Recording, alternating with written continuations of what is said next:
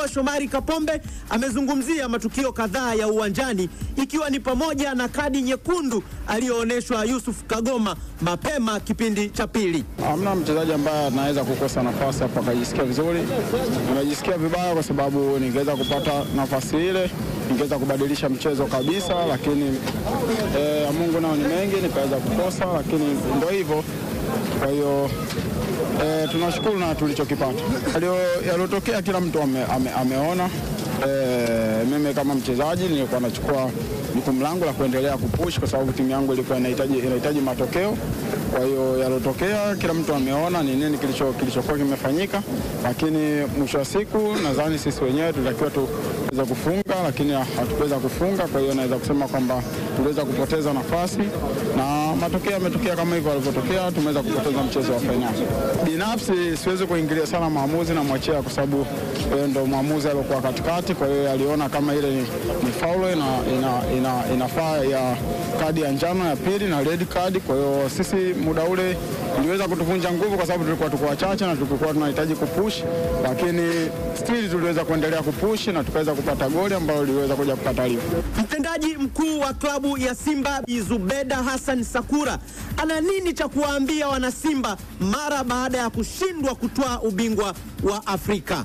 Mimi kwanza niwapongeze wachezaji wetu, mashabiki wetu, kwa sababu wakati tunakuja kucheza Zanzibar kila mtu alikuwa anapata wasiwasi, lakini tumejionea mpaka leo tunaenda kwenye mchezo huu, uwanja ulikuwa na watu wengi ambao wote wametusupport na event ilikuwa ni sold out, na hiyo inadhihirisha ni kwa kiwango gani mashabiki bado wanaendelea kuisupport timu yetu.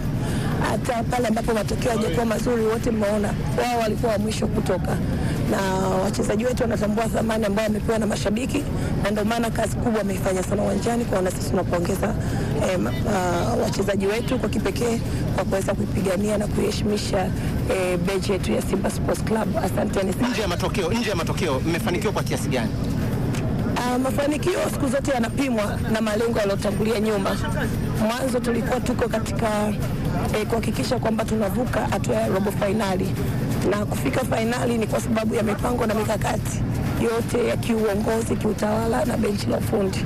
Kwa hiyo pia niseme asante sana kwa coach Fadlu na sasa pia kwa benchi zima la ufundi kwa kujitoa kwao, na mimi nasema sina cha kuwadai, wanasema hawana deni. Watarajie nini wana Simba? Msimu mpya unaanza, lakini vile vile tunarudi katika ligi kuu na pamoja na kombe la shirikisho la FA CRDB Confederation Cup, na bado tunayo nafasi ya kuweza kutekeleza yale yote ambayo tumeyatazamia katika msimu huu wa 24-25. Asante. Mnajenga kikosi, kuna namna ambavyo mnatarajia kufanya maboresho? Msimu hujaisha, lakini mimi naamini kwamba kwenye msimu wa 25-26 Simba itaenda kujiimarisha zaidi. Mfadhili wa zamani wa Simba Mzee Azim Dewji alikuwepo mwaka 1993 wakati Simba iliposhindwa kutoa ubingwa wa CAF. Miaka 32 baadaye ameshuhudia tena kombe likiondoka Tanzania. Ni maumivu kiasi gani kwake? Inaumiza sana, lakini kwa timu ilivyo na timu tulipofika hapa, tumecheza na timu kubwa, tumecheza na timu karibu 4 za Waarabu. Zamani ukicheza na timu za kule juu basi huwa ndio mwisho wa safari, lakini mwaka huu tumecheza na timu 4 tukawatoa. Kwa hiyo ndio maana nasema na tuna matumaini kwamba mwakani tutaweza kucheza vizuri, na inshallah kama Mungu kaandika kwenye uhai kubeba kikombe basi tunamsubiri.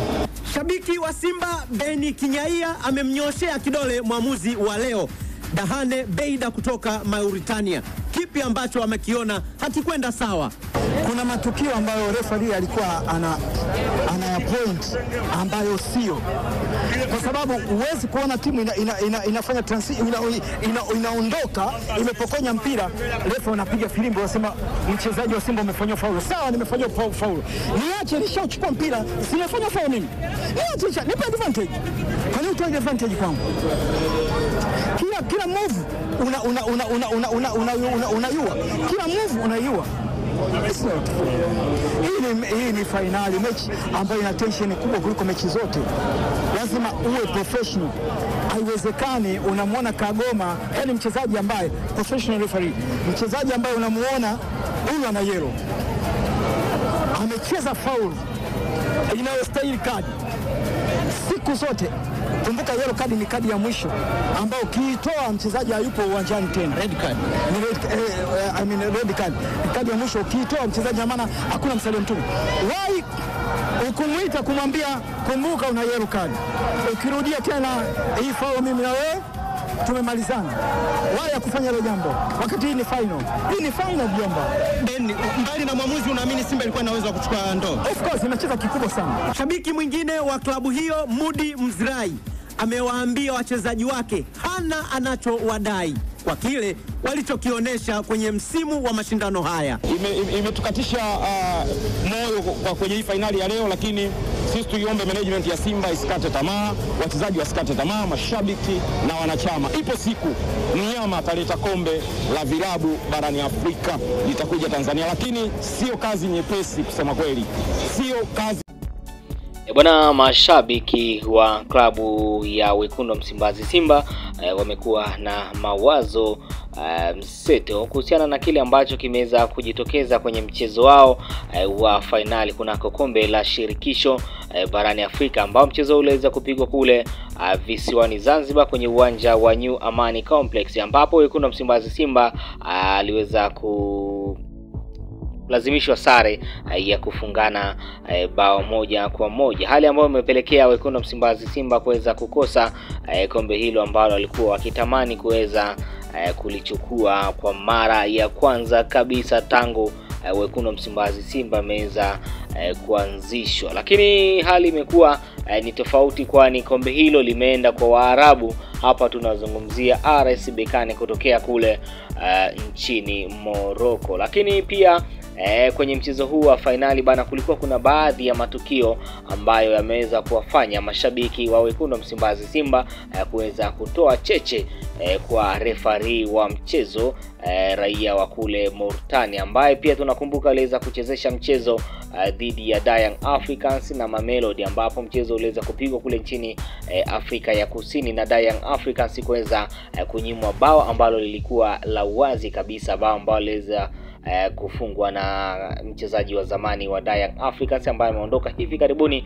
Hapa tunamzungumzia Stefan Azizi Kimi. Bwana, referee huyo bana amekuwa gumzo kwenye mchezo ambao umepigwa pale visiwani Zanzibar. Ni kwamba referee huyo bana tunakumbuka kabisa kunako dakika ya 50 aliweza kumuonyesha Yusuf Kagoma kadi nyekundu na kufanya Wekundu Msimbazi Simba kuwa midomo wazi, kwa sababu hawakuelewa nini hasa ambacho kilipelekea Yusuf Kagoma kuweza kuoneshwa kadi nyekundu. Lakini pia kulikuwa kuna baadhi ya matukio mengine kama faulu ambazo kwa upande wa Wekundu Msimbazi Simba refarini kama vile alikuwa anapeta, lakini ilikuwa kwa upande wa RS Berkane ilikuwa ni wachezaji wakidondoka tu, unaona refarii anasimamisha mchezo, lakini pia anatoa kadi kwa upande wa wachezaji wa Wekundu Msimbazi Simba. Lakini pia muda mwingine Wekundu Msimbazi Simba unakuta walikuwa wamechezea faulu, lakini pia advantage, kwa maana bado Wekundu Msimbazi Simba wana mpira wanaelekea kushambulia, unakuta